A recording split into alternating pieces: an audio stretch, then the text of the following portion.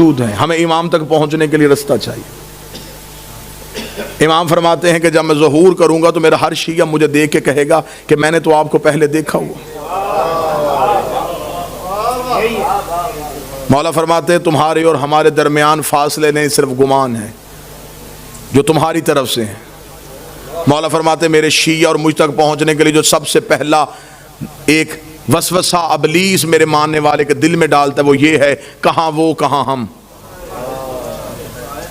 معصوم فرماتے ہیں یہ پہلا خیال ہے جو ابلیس اس کے ذہن میں ڈالتا ہے۔ مولا نے پھر اسی خیال کا جواب دیا، مولا نے فرمایا اگر تمہارا یہی معیار ہے کہ کہاں ہم کہاں تم ہم سے مل نہیں سکتے، اگر یہی منزلت ہوتی کہ تم ہم سے ملنے کی وجہ تمہارا اور ہمارے درمیان یہ ہوتا تو کبھی بھی ہم اپنی محبت تمہارے دلوں میں نہ ڈالتے۔ ایک شیعہ نے مولا سے توقیع میں پوچھا، اس نے کہا مولا میں ملنا چاہتا ہوں۔ مولا فرماتے ہیں ہم ملتے ہیں، تم پہچانتے نہیں ہو۔ اسے مولا کب ملتے ہیں؟ مولا فرماتے ہیں اکثر تم روتے روتے خاموش ہو جاتے ہو، تمہیں خبر ہے تمہیں وہ تسلی دینے والے ہم ہوتے ہیں، تمہیں وہ دلاسہ دینے والے ہم ہوتے ہیں۔ امام سے ملنے کا رابطہ ہموار کیجئے، امام تک جانے کا تعلق دیکھیے۔ کسی باپ کا بیٹا گھر نہ آئے تو اسے نیند نہیں آتی، اور ہمیں خبر ہے کہ ہمارا امام زمانے میں موجود ہے۔ ہم میں سے کون ہے جو امام کو ڈھونڈنے کی کوشش کرتا ہے؟ اب ایک لمحے کے لیے یہ گفتگو سنجیدہ پہلو میں آئے گی، لیکن مجھے آپ سے 4 دن سے داد بھی لے چکا ہوں، دعا بھی لے چکا ہوں۔ یہ پیغام ہے اللہم صلی علی محمد و آل محمد۔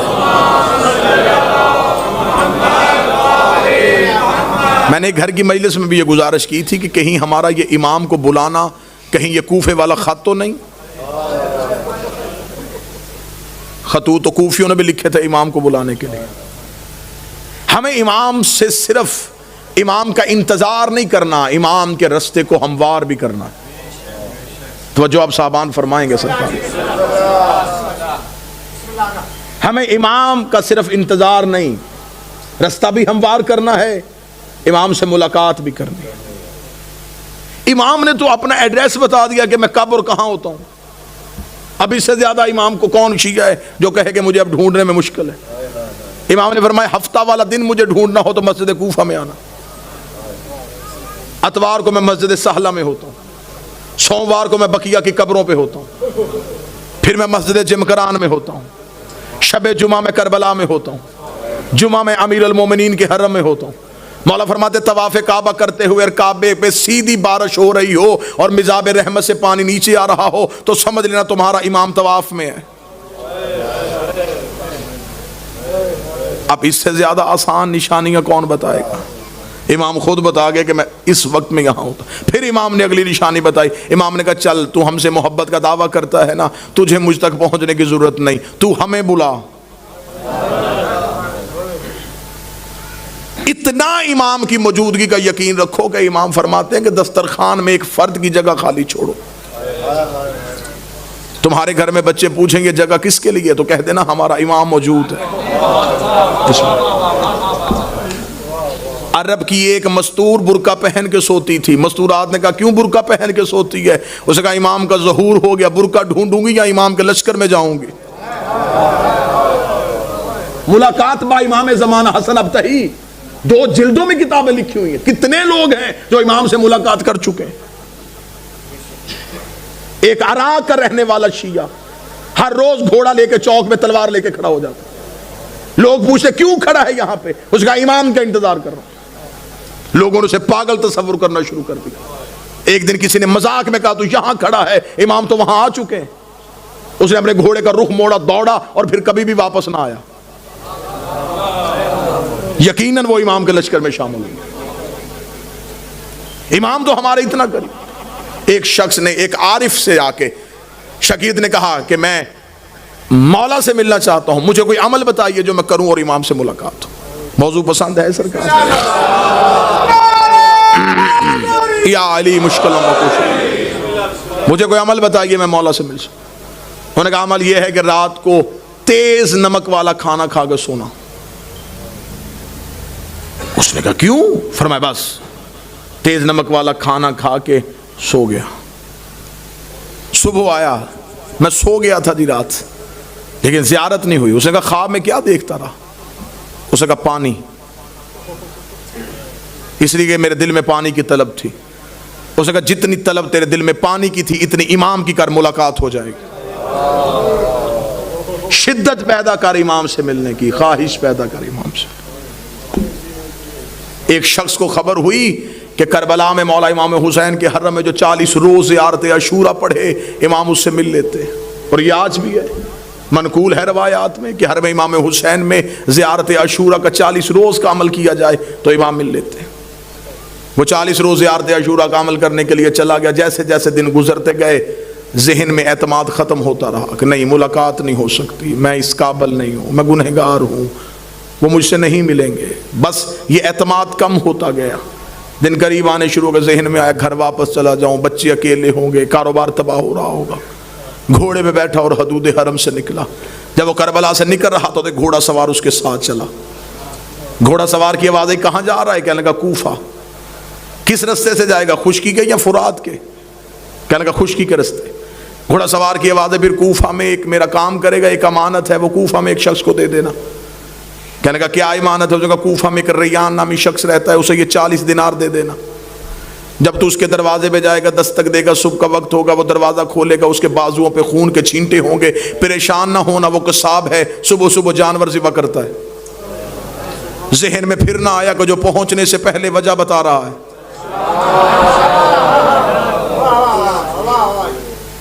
اور یہ مولا سے ملاقات کا عارفین کہتے ہیں کہ سب سے پہلا جو کام ہوتا ہے جب مولا سے ملاقات ہوتی ہے، سب سے پہلے دماغ کی سوچیں وہیں پہ رک جاتی. یہ حجت سے ملاقات کی سب سے بڑی نشانی ہے. دماغ وہیں پہ رک جاتا ہے. جب ملاقات ختم ہوتی ہے تو پھر وہیں سے شروع ہوتا ہے. اس لیے معراج کی رات ہر چیز وہیں کی وہیں رک گئی تھی.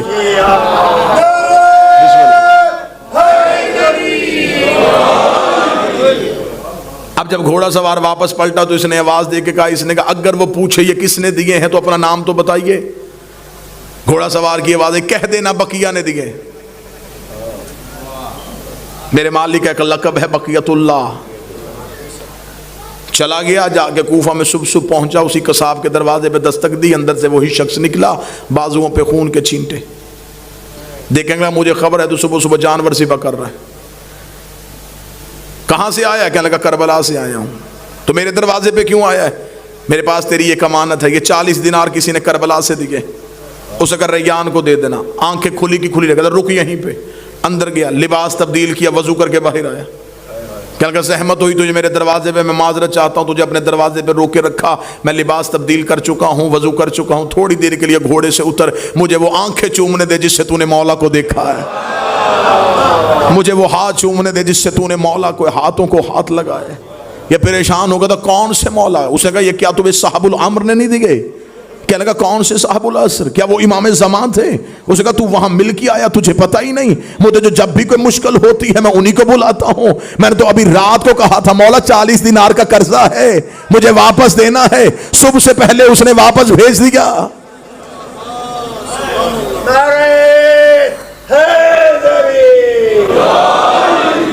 مولا فرماتے اتنا مجھ پہ یقین کرو.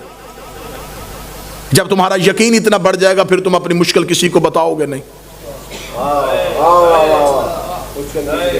اب یہ محبت کا معیار ہے. امام فرماتے ہیں میرے شیعوں مجھ سے رات کو سرگوشیاں کیا کرو. سرگوشی کیا تکیے کے سر رکھ کے اپنے دکھ مجھے سنایا کرو. امام فرماتے تو تکیے پہ سر رکھ کے مجھے اپنے دکھ سنا کے سو جا. صبح کا سورج طلوع ہونے سے پہلے تیرے دکھ نہ ٹالوں، مجھے بطول کا لال نہ کہنا. تو مجھ پہ اعتماد تو کرو، تو مجھ پہ یقین تو کرو، تو مجھ تک پہنچنے کا رستہ تو تلاش کرو. امام فرماتے ہیں میرا شیعہ وہ ہے جو میرا ظہور ہر روز مانگے. وہ ساری زندگی اس کی حالت ایسی رہے جیسے اس کی کوئی چیز گم ہو چکی ہے اور وہ اسے ڈھونڈ رہا ہے. شیعہ بھی اور اسے یہ بھی پتا ہو کہ میرے وقت کا امام کہیں نہ کہیں خون رو رہا ہے.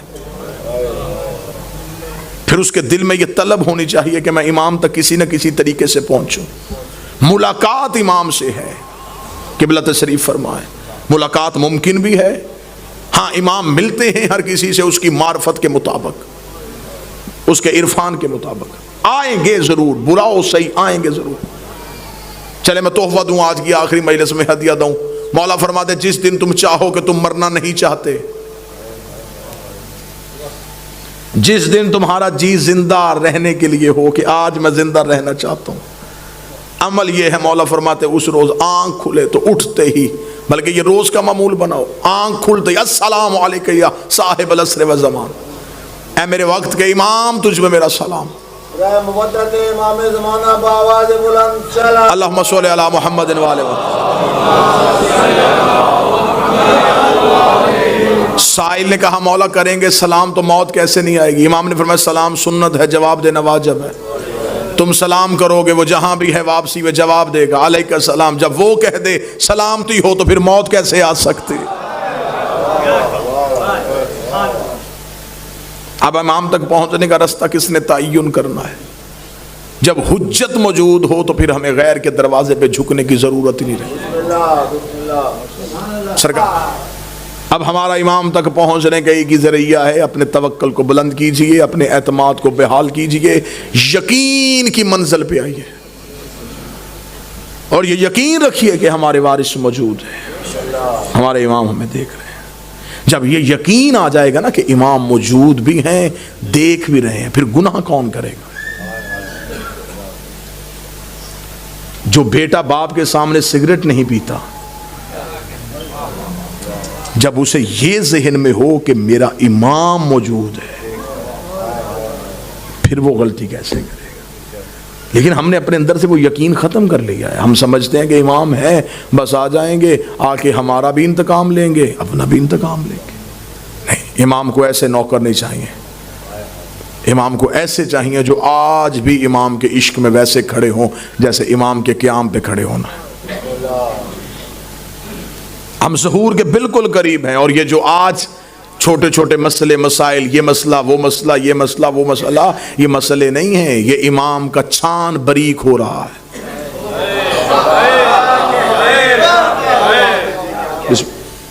جو سب سے آخر میں گریں گے وہ 72 جیسے ہوں. مولا نے فرمایا ہمارے ظہور کے، میرے آخری بیٹے کے ظہور کے وقت سب سے مشکل چیز ہمارے شیعوں کے لیے ہوگی اپنے عقیدے کا تحفظ کرنا.